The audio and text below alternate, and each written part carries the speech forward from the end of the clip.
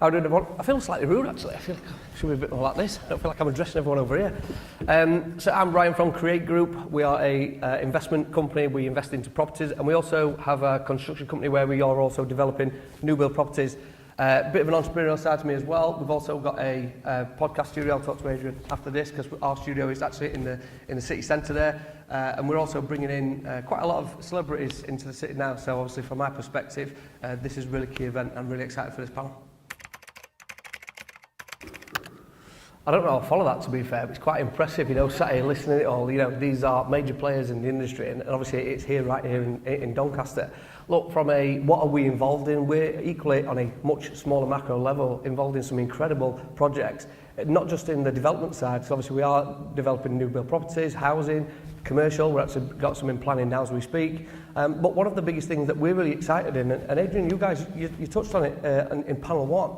We did, as a SME business, it is our job as leaders to step out of the day-to-day and actually look further afield. And we did that, and 7 studios, again, in the centre. I know I'm banging on that drum, but it's the biggest thing because we are looking at interacting with tech. We've got a CTO over in New Zealand working on some software for us. That will obviously be brought into Doncaster and run out of Doncaster. So for me, that is absolutely phenomenal that I've just referenced New Zealand and Doncaster in the same sentence on this stage. So yeah, there's some things I'm involved with. I'm devastated, let me pick up on challenges. I'm going to advocate as well, just because I've got the mic, you need to take this off me quick. Remove the red tape and let's get on with it. Look, the opportunities are actually there. I think Gemma just mentioned it. We can actually just get on with it, and I'd like to think that we've just proven that as well. And some great developers, I've seen Melissa in the room, I've seen some other people, Josh as well as SME developers.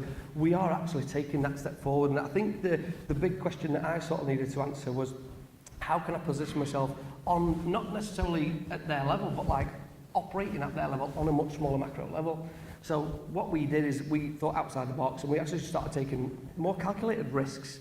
How can we be a bit more efficient with things like that? And I think that's ultimately what it is. It's collaboration and working in partnership. And actually when you do put your mind to it, you do solve it. Look, I've got to come back to the challenges. I really have. Today, every child wants to become a TikTok superstar or a YouTuber, as it may well be known today. And, Dane College Group, they're in the room. Hopefully we can get some figures on this to back this up. But we do know that when I was a junior, when I was brought in, my dad always said to me, you've got a pair of hands, no one can take them off you.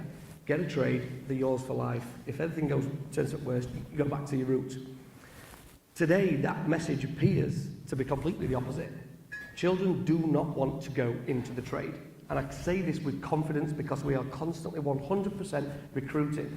And you tell a child who is watching Tiki-Toki, I think we call that now, you can become a global megastar by sticking your face on camera and sending it to the world. Why are they going to want to get their hands dirty on a construction site where it is ridiculously hard work? That is a mega challenge. We also touched on a valid point there where, who can remember this? The clerk of works. Hands up if you can remember a clerk of works. Yeah. Do they exist today? Keep your hands up if they exist today. 1, 2. What a shambles that is. Because what have we now got an influencer? We've got an absolutely flooded social media with all these professional snaggers. Who's seen a professional snagger? Come on, you've seen them. Get your hands up. You've seen them on social media. And the reality is, prevention is better than the cure. So rather than building with quality like we used to be Great Britain, that's what we used to build on. What we've resorted to is build at pace, poor quality. So yes, I'm an advocate in some red tape in areas, but yet now we are sharing how poor we are building, and that to me is embarrassing. Well, let's not, remove ourselves from the obvious tax. Obviously, with the recent tax hikes, that has put off quite a lot of employers, as we all know. We can't hide from that, it's a matter of fact. But the reality is how we've overcome that is we've gone direct to Doncaster College and we've said to them, these are our plans, your guys are the experts, you guys have got the students, bring them to us. And put a proof in the pudding where we've hired 3 apprentices this year with the 4th on its way.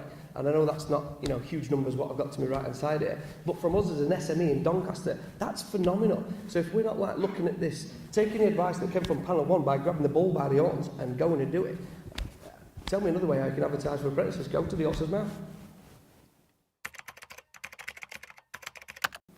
Your final note on me on this one. Let's not forget the power of social media as well. Video is absolutely huge today.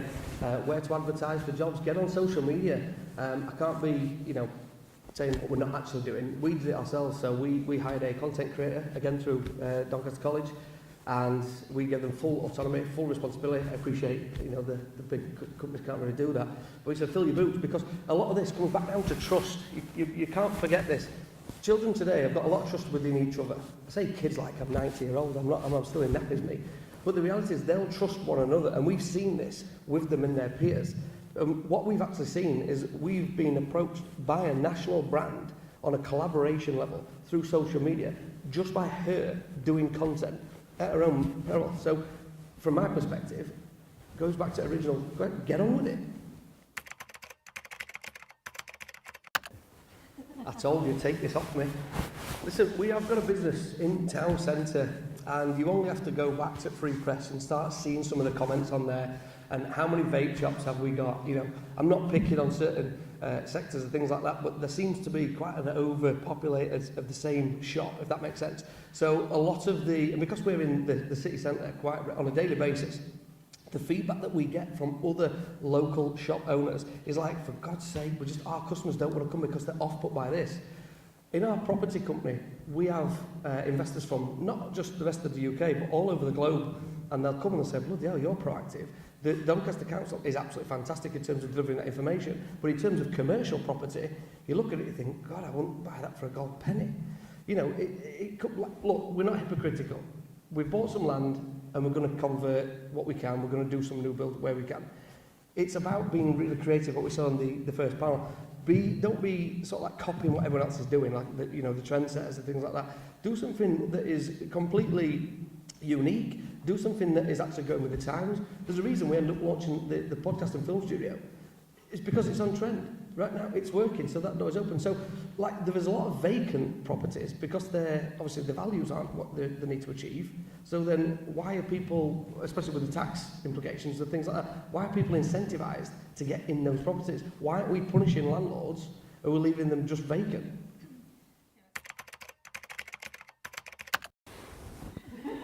Let me loop on this one. Absolutely massive. I think one of the questions that, everybody must be asking this, at what point is our skyline going to start to look like a city rather than a town? I know we're very protective of it, we're very proud of it, but look, you've only got to look at us as a city in comparison to other cities. We are very flat. Where is that inspiring city that we can be? You mentioned family offices. Bring them in. We'll all talk to them. We'll get something building. Of course we can. Ultimately, when you're looking at the bigger picture, so to speak, in terms of housing, are we going to achieve that? No, but is it a great target to it? Abso-freaking-lutely. Let's get at it. The question I've got is, when are we going to remove the red tape? Can we interact with some AI and speed up that process? Look at Dubai, look at China, look at the speed of which they deliver buildings, not just at speed, but at the quality that they do. Why can't we as Doncaster do exactly the same, if not better? The technology is there. Let's embrace it, let's do it, and let's build faster. Exactly what Mr. Keir Starmer has just asked us to do.